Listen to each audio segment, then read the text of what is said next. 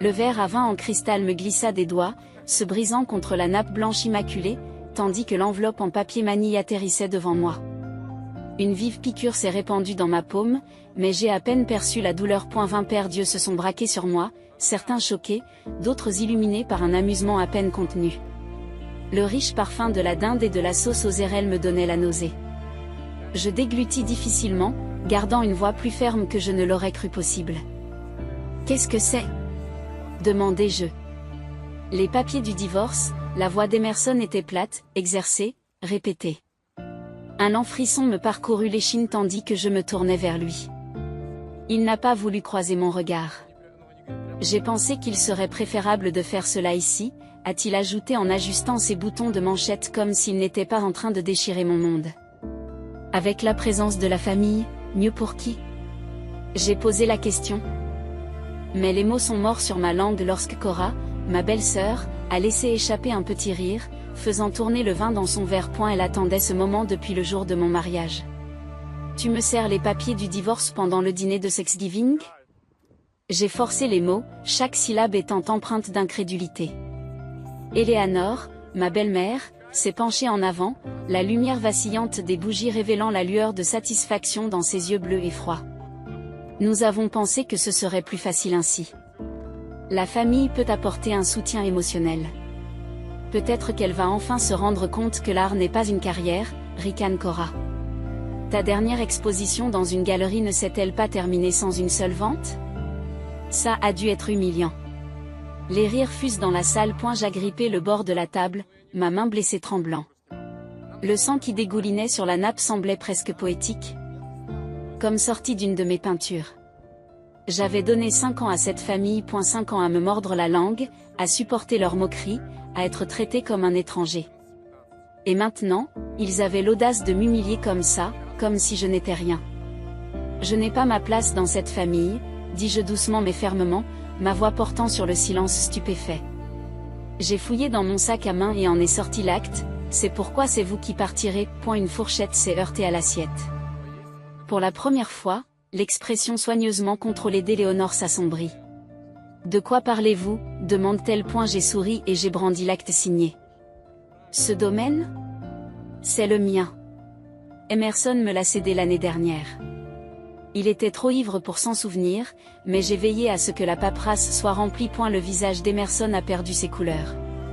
Ce n'est pas possible. Mais si. J'ai jeté un coup d'œil autour de la table, observant la prise de conscience. Alors, pendant que vous êtes tous assis ici à célébrer mon humiliation, je pense que vous devriez aussi commencer à réfléchir à l'endroit où vous allez déménager. Car pour l'instant, vous êtes en train d'empiéter sur ma propriété. Un silence stupéfait s'abat sur la salle. Puis le chaos éclate. Eleanor se leva d'un bond, sa chaise raclant le sol en bois poli. Espèce de petite ingrate. Attention. Je l'interromps doucement. Je n'aimerais pas avoir à appeler la sécurité pour ma première nuit en tant que nouvelle propriétaire. Cora me regarda bouche bée, ne sachant plus où donner de la tête. Emerson prit finalement la parole, la voix serrée par la colère. Olive, il faut qu'on en parle. J'y ramasse mon manteau et me tourne vers ma meilleure amie, la seule personne dans cette pièce qui m'ait jamais vraiment soutenue. Tu veux bien me conduire aux urgences? Il semblerait que je me sois coupé. Puis, alors que les Blake restaient assis dans un silence stupéfait, je suis sorti de cette maison. De ma maison, sans me retourner. Ali tenait fermement le volant, ses jointures étaient blanches tandis que nous nous éloignions de la propriété. J'ai pressé une serviette sur ma paume qui saignait, en regardant le manoir Blake rétrécir dans le rétroviseur. Et la chaleur des fenêtres luisantes de la maison se moquait de moi, une illusion d'hospitalité, tout comme la famille à l'intérieur. Est-ce que ça va? demanda Ali en me jetant un coup d'œil. L'inquiétude se dessinant sur ses traits. J'expire, la poitrine oppressée par des émotions que je ne suis pas prête à déballer. Pas encore, je l'admets, mais ça viendra. J'ai fouillé dans mon sac à main et en ai sorti l'acte plié, le lissant sur mes genoux. La vue de la signature bâclée d'Emerson me plongea dans une sinistre satisfaction. Je ne bluffais pas, murmurai-je en tendant le document à Ali. Ses yeux se posèrent sur le papier, puis s'écarquillèrent. Attendez, c'est vrai? Aussi réel que le botox d'Eleanor. Je laissai échapper un rire sec. Il me l'a signé l'année dernière. Il était ivre. J'ai rempli les papiers le lendemain matin. Ali a failli faire une embardée. Sainte Olive, tu n'as que des biens. J'ai hoché la tête, le poids de l'histoire se faisant enfin sentir. Et je n'ai aucune idée de ce que je vais faire. Et je n'ai aucune idée de ce que je vais en faire. Le silence s'est installé entre nous, tandis que les lumières de la ville s'estompaient. Puis, lentement, une pensée a pris forme, une idée, audacieuse et indéniable. Les Blake s'étaient toujours moqués de moi, m'avaient rejeté. Mais si je transformais leur domaine bien-aimé en quelque chose qu'ils n'attendaient pas, quelque chose qu'ils devraient regarder prospérer de loin? Un lent sourire se dessina sur mon visage. Ali le remarque. Oh, non. Je connais ce regard, tu prépares quelque chose, remarque Ali. Peut-être, ai-je répondu, l'esprit déjà en ébullition. Mais d'abord, faisons recoudre ma main. À l'hôpital, le médecin a confirmé que j'aurais besoin de points de suture. 7, pour être exact. Pendant qu'il travaillait, j'ai sorti mon téléphone et j'ai appelé Riley. Dis-moi que tu m'appelles parce que tu veux enfin utiliser cet acte, m'a dit Riley en guise de salut. J'ai souri malgré la piqûre dans ma paume. C'est exactement pour ça que j'appelle. Lorsque j'ai quitté l'hôpital, Riley avait déjà fixé un rendez-vous pour le lendemain matin. De retour à l'appartement d'Ali, je me suis installée sur son canapé, faisant défiler mon téléphone. Les messages des Blake se succédaient rapidement. Des messages furieux d'Emerson, des messages venimeux d'Elinor et une tentative presque risible de culpabilisation de la part de Cora. Je les ai tous ignorés. Ali me tendit un verre de vin et un gobelet en plastique, s'installant sur l'accoudoir à côté de moi. Alors, quel est le plan? Demanda Tel. J'y ai pris une gorgée avant de répondre. Ils se sont toujours moqués de moi parce que j'étais un artiste raté. Mais ils n'ont jamais pris la peine de regarder au-delà de la surface.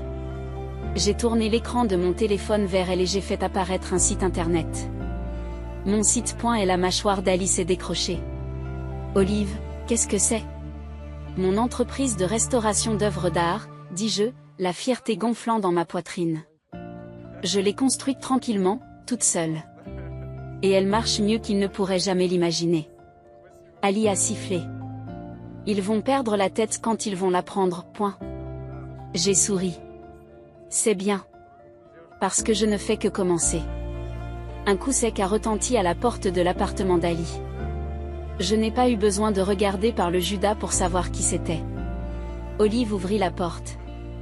La voix d'Emerson était serrée, urgente. Il faut qu'on parle. Ali m'a jeté un coup d'œil depuis la cuisine. Les sourcils froncés. Tu veux que je m'occupe de lui? J'ai secoué la tête en posant mon café. Non. Je m'en occupe.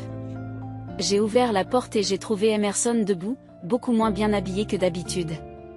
Sa chemise était froissée, sa cravate desserrée et les cernes sous ses yeux donnaient l'impression qu'il n'avait pas dormi. Je me suis appuyé contre le cadre de la porte, les bras croisés.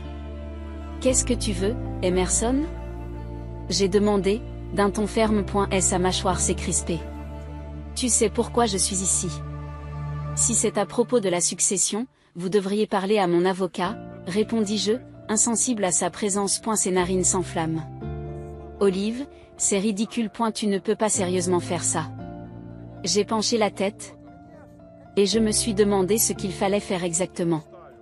Faire respecter un document légal que tu as signé de ton plein gré. Il laisse échapper un rire amer et se passe une main dans les cheveux. Tu ne peux pas prendre la maison de ma famille comme ça. J'ai haussé les épaules.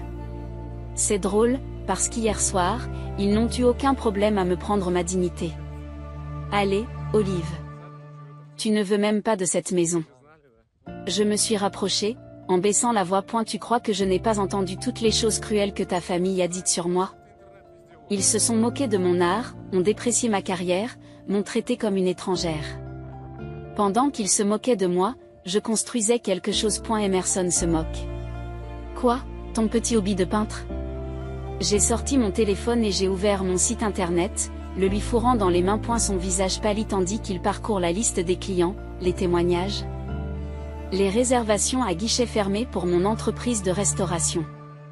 Je l'ai construit tout seul, lui ai-je dit, sans toi, sans eux. Pour la première fois depuis son arrivée, Emerson avait l'air incertain. Olive, s'il te plaît. Sa voix s'adoucit. Cette maison était destinée à Cora. Il hésita, puis expira. Elle est enceinte. J'ai cligné des yeux. Et il m'a regardé comme si j'étais censé être ému par cette révélation. C'est la tradition, a-t-il insisté. Chaque génération élève ses enfants dans cette maison. C'est censé être pour son enfant maintenant. J'ai arqué un sourcil. Vous voulez dire ma maison? Les lèvres d'Emerson se sont écartées, mais aucun mot n'est sorti. J'expire en secouant la tête. J'ai passé 5 ans à me plier en 4 pour être assez bien pour ta famille. À la fin, ils m'ont mis de côté comme si j'étais jetable. Tu t'attends à ce que je me soucie de la tradition. Son expression se durcit. Tu fais une erreur. Non, Emerson. J'ai croisé son regard. Inébranlable. J'ai fait une erreur il y a 5 ans en t'épousant. Je reculai d'un pas et commençai à fermer la porte. Si tu as un problème avec le fait que je sois propriétaire du domaine, parlant à ton avocat. Sa main s'est élancée pour attraper la porte. Ce n'est pas fini, Olive. J'ai souri. Si, Emerson. C'est fini. Et sur ce, je lui ai fermé la porte au nez. L'atelier de Francisco sentait le vernis, les vieux livres et le bourdonnement tranquille des possibilités. La lumière du soleil traversait les hautes fenêtres, jetant une lueur dorée sur les toiles dans différents états de réparation. Et elle a levé les yeux de son dernier projet, un portrait vieux de plusieurs siècles dont la peinture est profondément craquelée, et m'a adressé un sourire complice. Alors, dit-il en posant son pinceau. Vous lui avez enfin dit d'aller se faire voir. J'ai laissé échapper un rire haletant. Encore sous l'effet de l'adrénaline des dernières 24 heures. C'est à peu près ça. Il fait un geste vers le tabouret qui se trouve en face de lui. Raconte-moi tout. J'ai sorti l'acte et l'ai placé entre nous. Le domaine m'appartient, Francisco. Je le possède. Et je ne veux pas m'asseoir dessus par dépit. Mes doigts tracent les bords du papier. Je veux en faire quelque chose de significatif. Une galerie. Un atelier de restauration. Un endroit où l'art aura une seconde vie. Francisco s'est penché en arrière, me considérant. Et de quoi remplirez-vous cette galerie? J'ai cligné des yeux. Des pièces bien restaurées, des expositions. Non, non. Il a secoué la tête. Vous voyez trop petit. Il a fait un geste vers les tableaux qui nous entouraient. Et la restauration ne consiste pas seulement à redonner un aspect neuf à quelque chose. Il s'agit de révéler l'histoire. Montrer aux gens la beauté et l'imperfection. Il s'est penché en avant. Les yeux brillants d'excitation. Et s'il ne se contentait pas d'exposer les œuvres d'art? Et s'il laissait les gens assister au processus de restauration lui-même? Je me suis assis, abasourdi par l'idée. Imaginez, poursuit-il. Une aile de la galerie présente les œuvres endommagées. Des œuvres oubliées, négligées, laissées à l'abandon. Une autre aile est celle de l'atelier. Les visiteurs observent votre équipe qui redonne vie à ces œuvres. Et dans la dernière galerie, les chefs-d'œuvre restaurés. Un voyage complet de la ruine au renouveau. Un lent sourire se dessine sur mon visage, comme une métaphore. Les lèvres de Francisco se retroussent. Tout à fait. J'ai jeté un coup d'œil à un atelier, au cadre cassé et aux toiles défraîchies qui attendaient une nouvelle vie. C'est ce que je voulais créer. Pas seulement une vengeance, mais une résurrection. J'ai hoché la tête, sentant un étrange sentiment de certitude s'installer dans ma poitrine. Je vais le faire. Francisco a rayonné. Maintenant, c'est tout ce que je sais. Nous avons passé l'heure suivante à esquisser des idées, à consulter les plans du domaine et à discuter de la logistique. Le grand hall serait la galerie principale, inondée de lumière naturelle. L'aile abriterait l'atelier de restauration, avec des espaces d'observation pour les visiteurs. L'aile ouest, un espace pour les artistes comme moi. Ceux qui ont été écartés, sous-estimés, pour créer et exposer leurs œuvres. Lorsque je suis parti, j'avais la tête pleine d'idées. Francisco m'a tapé sur l'épaule avant que je ne sorte. Vous êtes sur le point de changer le monde de l'art et de rendre vos anciens beaux-parents absolument malheureux. Je dirais que c'est un chef-d'œuvre. J'ai souri. Alors, faisons de l'art. Le bruit des perceuses et des marteaux résonnait dans les grands halls de la propriété. Les murs ayant été débarrassés de leur papier peint démodé pour faire place à quelque chose de nouveau. Des échafaudages bordent la galerie principale, où des ouvriers repeignent les hauts plafonds dans des tons chauds et accueillants. L'odeur de la peinture fraîche et de la sueur de bois emplissait l'air, une odeur de transformation. Je me tenais au centre de tout cela, plan en main, tandis que les entrepreneurs confirmaient les dates d'installation de l'éclairage de la galerie. Cet endroit, qui était autrefois un monument étouffant de la richesse des Blake, devenait enfin quelque chose de réel. C'est alors que les cris ont fusé. Laissez-moi passer. C'est ma maison. Eleanor. J'ai expiré lentement, m'arc-boutant pour marcher jusqu'à l'entrée principale. À travers la grille en fer forgé, je l'ai vue, vêtue d'un manteau impeccablement taillé, ses talons coûteux claquant vivement sur le trottoir. Elle se tenait devant la grille, la fureur irradiant d'elle par vagues. Ses yeux bleus acérés se rétrécissant lorsqu'elle m'aperçut. Olive, ricana-t-elle, dis à ton petit agent de sécurité d'ouvrir cette grille immédiatement. Je croise les bras. Je ne crois pas. Ses lèvres se sont amincies. C'est le domaine de ma famille. Je me suis appuyée contre le portail, en inclinant la tête. C'est drôle. J'ai vérifié les papiers ce matin, et il y a toujours mon nom dessus. Elle s'est moquée, s'est approchée. Vous êtes en train de ruiner un héritage vieux de plusieurs siècles. Vous. Je crée quelque chose. J'ai coupé ma voix. Quelque chose qui aura de l'importance. J'ai fait un geste vers les travaux qui se déroulaient derrière moi. Tu vois ces murs qui s'élèvent? Ils ne servent pas seulement à décorer. Ils accueilleront des œuvres d'art que les gens viendront voir de tout le pays. Les narines d'Eleanor se dilatent. Tu penses que ce cirque ne sera rien d'autre qu'une note de bas de page? J'ai souri. J'ai sorti mon téléphone de ma poche et j'ai ouvert mon courrier électronique. D'après les nombreux collectionneurs et critiques d'art qui ont répondu à l'invitation pour l'inauguration, il semblerait qu'ils ne soient pas d'accord. J'ai fait défiler la liste, lisant des noms qu'elle reconnaissait certainement. Je l'ai observée, fascinée, alors qu'elle prenait conscience de la situation. Elle avait perdu pendant si longtemps, elle avait régné sur cette maison comme une reine, dictant qui était digne et qui ne l'était pas. Et maintenant, elle n'était pas seulement destituée de son trône. Son royaume était entièrement réécrit. Tu n'as aucun pouvoir ici, Eleanor. J'ai laissé les mots couler avant d'ajouter. Appréciez votre nouvelle vision de l'extérieur. Ses mains se sont recroquevillées en point. Son expression soigneusement composée se fissura pour la première fois. Vous le regretterez. J'ai souri, reculant vers l'entrée. Non. Eleanor. Mon seul regret est de ne pas avoir pris cette maison plus tôt. Sur ce, je tournai les talons et m'éloignai, la laissant devant les grilles, invitée indésirable dans ce qui avait été son domaine. En rentrant dans la maison, j'entendis à nouveau le bruit de la construction. Mais cette fois, ce n'était pas chaotique. J'avais l'impression de progresser. La nuit était électrique. Les invités se déplaçaient dans la propriété nouvellement transformée, admirant les œuvres exposées sur les murs d'un blanc immaculé, tandis qu'un jazz doux se mêlait au bourdonnement des voix. Les lustres, autrefois symbole de la prétention du vieil argent, éclairaient désormais quelque chose de totalement différent, l'art, la restauration et le défi tranquille d'une femme qui avait refusé d'être brisée. Je me tenais près de l'entrée, observant les critiques qui murmuraient leur approbation. Les collectionneurs lorgnaient les pièces à acheter et les photographes capturaient chaque instant. Francisco s'est approché et m'a tendu une flûte de champagne. Votre tour de victoire est bien mérité, dit-il en faisant teinter son verre contre le mien. J'ai expiré, sentant le poids de tout cela. Les années de licenciement, l'humiliation de ce dernier Thanksgiving, les doutes qui me rongeaient autrefois, maintenant remplacés par quelque chose de solide. La satisfaction. Un doux carillon annonça l'événement principal de la soirée. Les invités se rassemblèrent au centre de la galerie principale, où une grande toile couverte attendait. Francisco s'avance.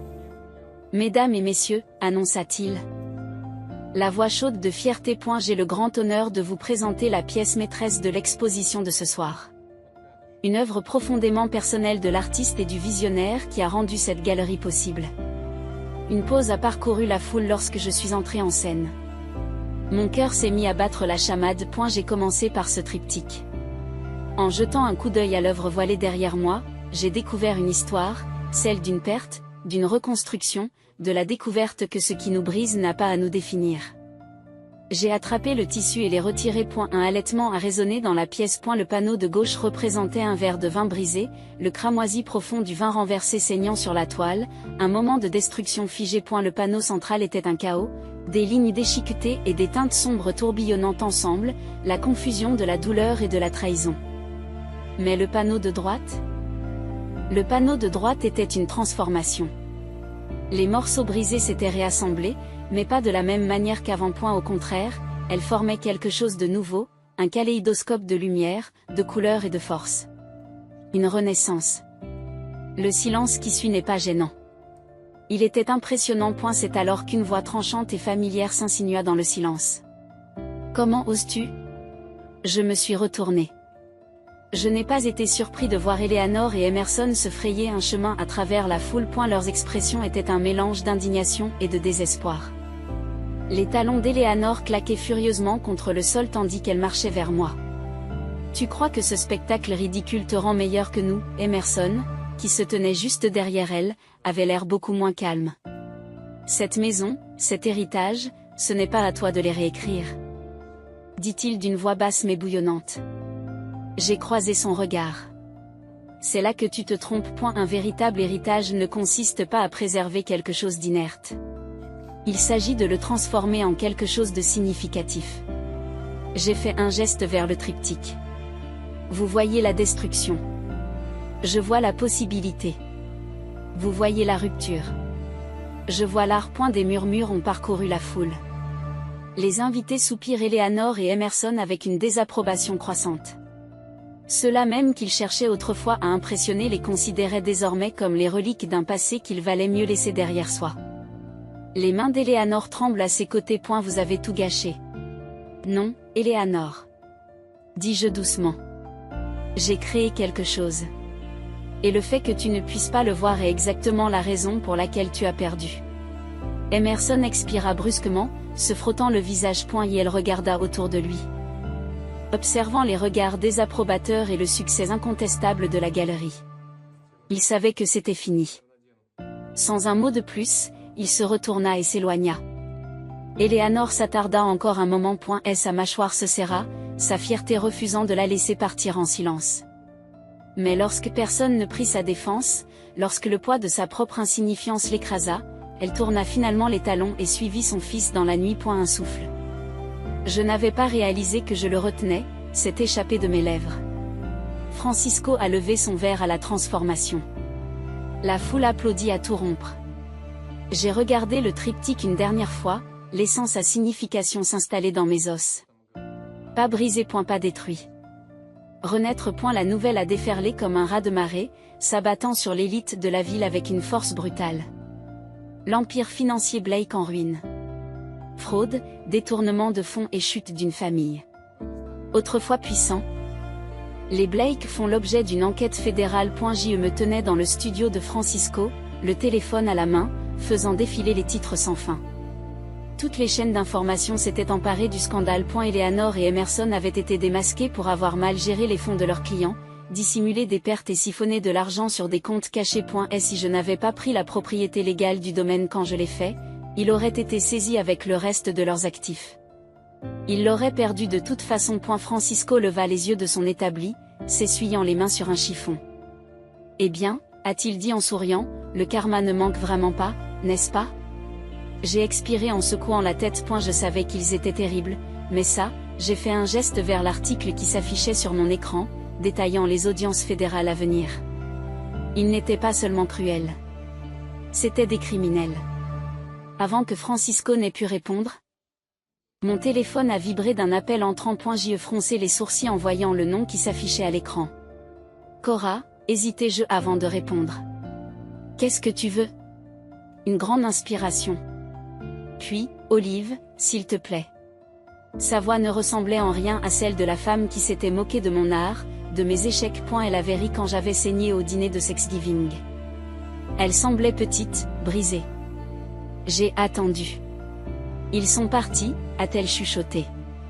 Eleanor se cache. Emerson essaie de se sauver. Et moi, je n'ai rien. Sa voix s'est brisée. Je n'ai personne. J'y ferme les yeux. J'aurais dû ressentir de la satisfaction. La femme qui avait passé des années à me démolir m'appelait maintenant, désespérée, effrayée. J'avais le droit de raccrocher. Mais je ne l'ai pas fait. Au lieu de cela, j'ai demandé, « Où es-tu » Une pause. Puis, doucement, dehors. Je me suis tournée vers la fenêtre du studio. Et elle était là. Debout devant la porte. Une seule valise à ses pieds. Ses mains enveloppaient son ventre gonflé. Francisco se tenait à côté de moi, observant. « Tu ne lui connais rien, tu sais. » J'ai soupiré. Je sais. Et pourtant, j'ai marché jusqu'à la porte. Lorsque j'ai atteint la porte, Cora n'a pas croisé mon regard. Elle semblait amaigrie, épuisée, dépouillée de l'arrogance qu'il avait autrefois définie. Je ne m'attends pas à être pardonnée, a-t-elle dit rapidement. Je ne m'attends même pas à de la gentillesse. Mais je suis enceinte. Et je ne peux pas faire ça toute seule. Je l'ai étudié pendant un long moment. Puis, finalement, je me suis écartée et j'ai fait un geste en direction de la maison d'hôte. C'est petit, ai-je dit. Mais elle est propre. Cora a relevé la tête, les yeux écarquillés d'incrédulité. Tu me laisserais rester ?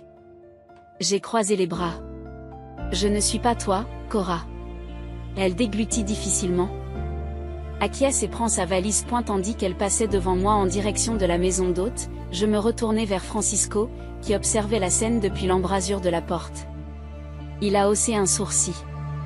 Tu es soit une sainte, soit une idiote. J'ai haussé les épaules. Peut-être que je sais simplement que les choses cassées méritent une seconde chance. L'odeur du vernis et de la toile vieillie embaumait l'air tandis que je guidais soigneusement la main d'un élève sur une partie délicate d'un vieux tableau. Des touches douces. Murmurai-je. La restauration ne consiste pas à effacer le passé. Il s'agit de révéler ce qu'il y a encore sous les dégâts. Le jeune artiste a hoché la tête, se concentrant avec intensité. J'ai fait un pas en arrière, observant l'atelier. La galerie était devenue plus qu'un simple espace d'exposition. C'était un lieu d'art vivant, où restauration et création coexistaient. Les élèves travaillaient à leur poste, discutant des techniques, découvrant leur métier. Voilà ce que j'avais construit. Et il était en plein essor. La sonnette de la porte d'entrée a interrompu le bourdonnement régulier du travail. J'ai jeté un coup d'œil à l'écran de la caméra de sécurité. Eleanor. J'hésitai une seconde avant de me diriger vers l'entrée. Elle se tenait à la porte, sans son habituel air de supériorité. Elle paraissait plus petite, enveloppée dans un simple manteau, serrant dans ses bras une grande toile recouverte. Olive, a-t-elle dit, d'une voix presque incertaine. J'ai croisé les bras. Que veux-tu, Eleanor ? Pendant un long moment, elle m'a regardée, comme si elle essayait de décider si elle devait parler ou non. Puis, lentement, elle a soulevé la toile et l'a déballée. C'était un vieux portrait de famille, abîmé par le temps, décoloré sur les bords, une petite déchirure traversant le visage d'une Eleanor beaucoup plus jeune. Je l'ai trouvé dans le grenier de ma mère, dit-elle. Il est abîmé. Je l'ai étudié. Passant légèrement mes doigts sur la peinture fragile. Et tu veux que je le restaure ? Elle a expiré brusquement. Vous êtes le meilleur dans ce que vous faites. Une pause. Puis, plus doucement. Et je ne veux pas qu'il soit perdu à jamais. Je penchai la tête, la considérant. C'était la femme qui s'était moquée de moi, qui avait essayé de tout me prendre. Et maintenant, elle me demandait de sauver quelque chose qu'elle avait perdu. Je passai mes doigts sur une profonde fissure dans la peinture, traçant les dégâts.